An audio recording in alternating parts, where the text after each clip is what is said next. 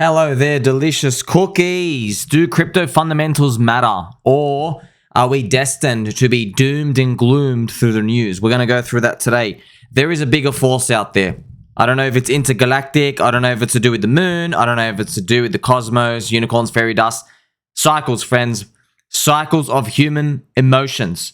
We are not in control.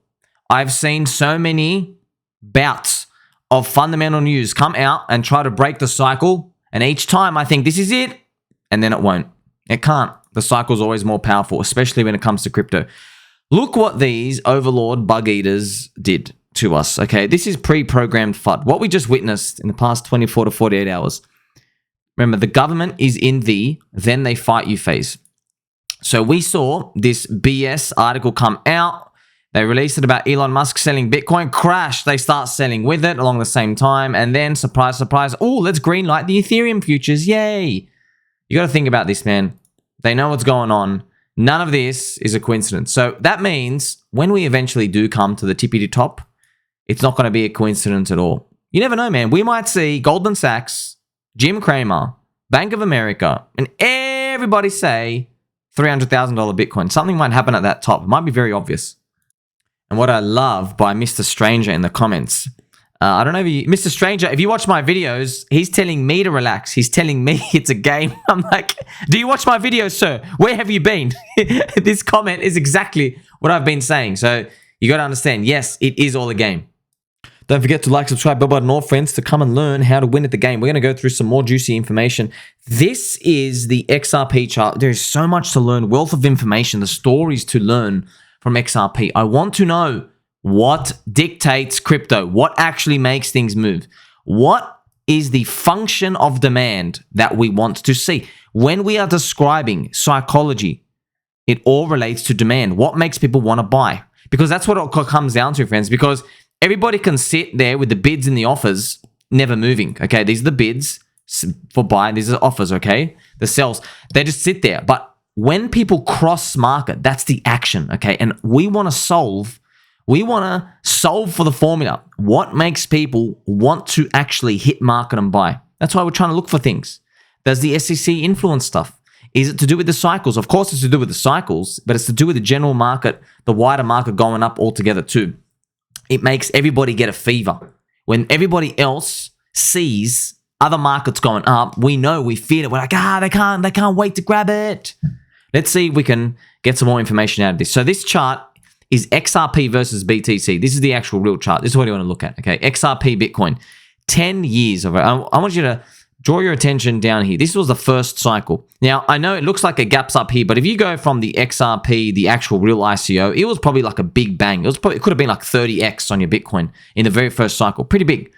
Then we come to the second cycle. That was the XRP cycle. This is where XRP did a 500x in the year 2017. What a gargantuan move, you might say, right? They definitely had their fluffy slippers on during that year, but that was the top. Never again did it ever come back down. That's why when we come back down to the third cycle, I'm going to show you now the third cycle here, the SEC attacked them.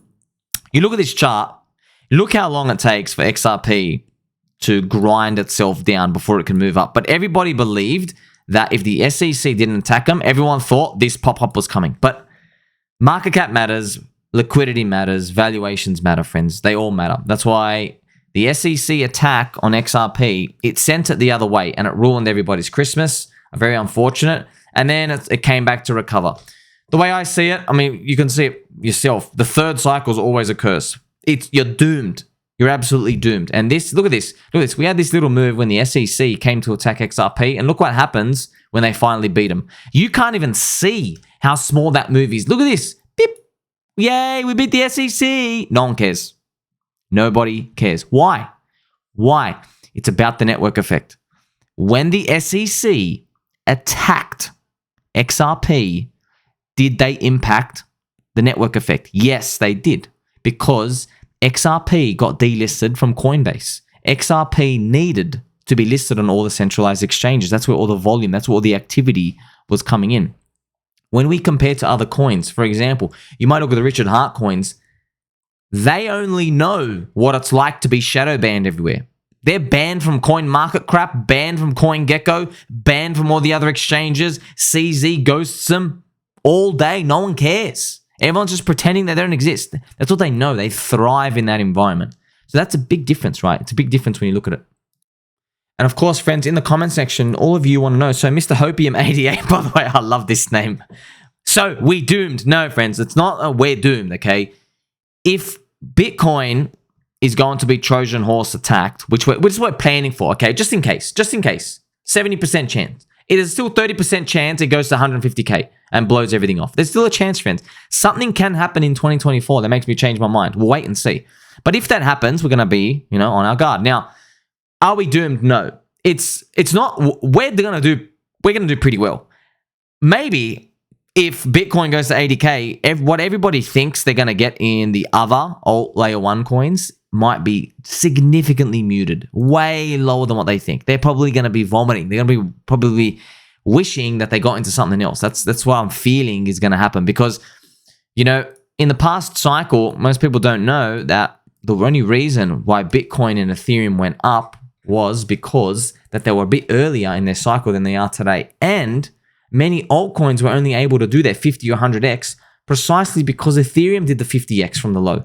But if Ethereum's not doing a 50x from its low anymore, what if it's only doing a 10x? Then you got to divide them by 5. So the old 100x that everybody was getting from the bottoms, now it's the new 20x because you got to divide it by 5 for little old Ethereum. You can see it right here on the chart, from $880, and I've got the rectangle up here, We're going to do the little peanut brain movement. There you go, 8, 9, 10x. This is the unfortunate reality, and it's not really an unfortunate reality because this was always coming. The game was always going to get harder, friends. At least you're prepared. And so just some juicy information just to know that XRP hit $1.97 at the top of the 2021 bull market.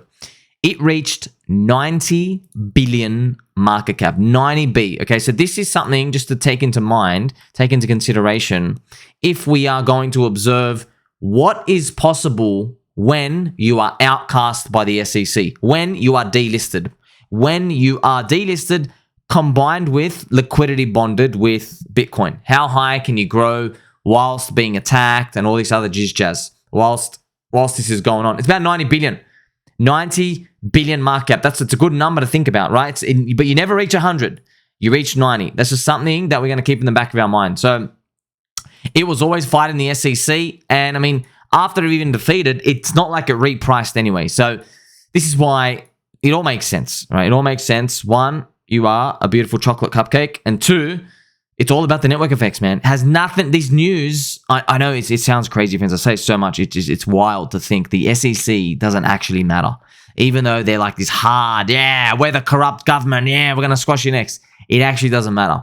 The network, the valuation, the collective mindset of everybody is much more smart. It's much more effective as a pricing mechanism rather than the SEC saying, we're going to take you to court. It's multi-country, interdimensional, intercontinental, different ages, different parts of the market, moving in and out the sectors and all the liquidity. It all prices itself to get to where it thinks fair value is. And, it's exactly what it's been doing. So this is where we come to the climax, friends. Crypto fundamentals don't matter. It's all about emotion. But this is tongue-in-cheek because in our world, okay, because you like, subscribe, blah, blah, blah, appreciate every single one of you. In our world, we know what fundamentals are. Fundamentals refer to the nodes in the network, people in the network, the connections. That's fundamentals. But most people don't understand what fundamentals are. What they consider fundamentals, they think fundamentals means technology. They think fundamentals means, we added limit orders to Uniswap. A great website. That's what they refer to as fundamentals. They think there's a technology, there's a new layer 2 Ethereum, we're doing this with the treasury, governance voting. No. Code's got nothing to do with it. The community is the asset. We saw it so many times. Doesn't matter how amazing or gate opening the technology was, it didn't mean toots. How many times did we see? It's too many. Hex gained nothing from Pulse Chain. Went backwards, sell the news. Very unfortunate, painful. All right. ChainLink gained nothing from CCIP. CCIP is literally connecting all the chains in the world for the bug eaters. CCIP literally making a super effective, super efficient, super bridge, friends. Super. And Opposite of super is poopy town. The price went to poopy town. But you're going to be a little smiley poopy. That's exactly what happened to ChainLink. Didn't matter after all that accumulation. SHIB. Did Shibarium matter? Nope. Didn't matter. They released a chain. Didn't matter. Okay. XRP, of course, beating the SEC. Didn't matter either. Interesting. Different elements here. You launch your own chain. Doesn't matter. You become literally the world bridge. Doesn't matter. SHIB, you're a fun-loving meme. And meme season came along with Pepe. Didn't matter. People didn't want SHIB, right? And even with XRP, it had nothing to do with code or coding or tech. You went and you fought humans in a justice system. And you finally got an emphatic victory. Didn't matter. Didn't matter at all. It's all about the cycle. The only thing that matters is the banana emojis we send each other. And you can see right here, XRP beats the SEC. And then unfortunately, they just retraced the whole move. Vicious. But now we know the future. That's why when we speak about moving into the future, friends, I want you to think about why am I always saying we're waiting for the future to come? It's because that's all that works. It's the fact that if you wait long enough, there is a period of time where a few people who are crying start buying. And they're in disbelief. Then other people start joining them. And now suddenly the crowd is in disbelief together. And now suddenly you have a trend. You got a snowball. Now you get the media attention. And it builds into something big. Traditionally, this happens in the Bitcoin halving year. I don't know if it's going to happen again. Who knows? All I know is if you stay here long enough, eventually the party arrives. There's always a party in here, friends. Like, subscribe, bye-bye, to mum and dad. We are having cupcakes this weekend. I appreciate every single one of you. Catch you next one.